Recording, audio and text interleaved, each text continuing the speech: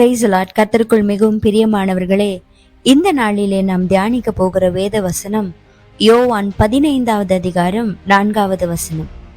என்னில் நிலைத்திருங்கள், நானும் உங்களில் நிலைத்திருப்பேன். நம்முடைய அன்பான தேவன் நாம் ஒவ்வொருவரும் அவரில் நிலைத்திருக்க வேண்டும் என்று விருப்பமுடைய தேவனாயிருக்கிறார். அவர் எப்பொழுதும் நம் மத்தியிலே வாசம் செய்ய விருப்பமுள்ள ஆண்டவர். ஒவ்வொரு நாளும் பகலின் குளிர்ச்சியான வேளையிலே ஆதாமே நீ எங்கே இருக்கிறாய் என்று சொல்லி அவனோடு உலாவ விரும்பின அதே தேவன் நம்மோடும் அவர் உலாவி நம்மில் நிலைத்திருக்க அவர் சித்தமுடையவராயிருக்கிறார். அப்படிப்பட்ட விருப்பம் நமக்குள்ளும் இருக்க வேண்டும். அப்படி நாம் அவரில் நிலைத்திருக்கும் போது நாம் எதிர்பார்த்து கொண்டிருக்கிற நன்மையும் கிருபையும் நம்மை தொடர்ந்து வரும் என்பதிலே எந்த சந்தேகமும் இல்லை.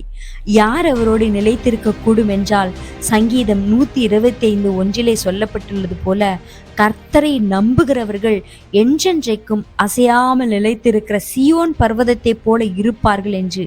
எனவே முதலாவதாக எந்த சூழ்நிலையிலும் நாம் தானியேலை போல கர்த்தரையே நம்பி இருந்தால் அவரில் நிலைத்திருக்க முடியும்.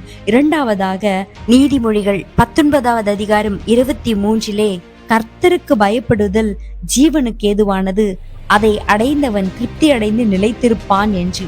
அந்த எபிரேய மருத்துவச்சிகள் போல அச்சுறுத்தல்களுக்கோ அதிகார துஷ்பிரயோகங்களுக்கோ பயப்படாமல் கர்த்தருக்கு மாத்திரம் பயந்து இருந்ததினாலே அவர்கள் ஆசீர்வதிக்கப்பட்டார்கள் என்று நாம் வாசிக்கிறோம்.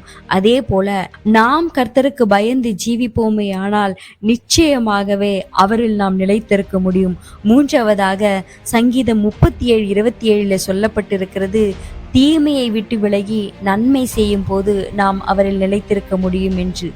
எனவே நாம் கர்த்தரை நம்பி இருந்து அவருக்கு மாத்திரம் பயந்து தீமையை விட்டு விலகி நன்மை செய்யும் போது நிச்சயமாகவே சங்கீதம் 23:6 படி நாம் கர்த்தருடைய வீட்டிலே நீடித்த நாட்களாய் நிலைத்திருப்போம். ஆமேன்.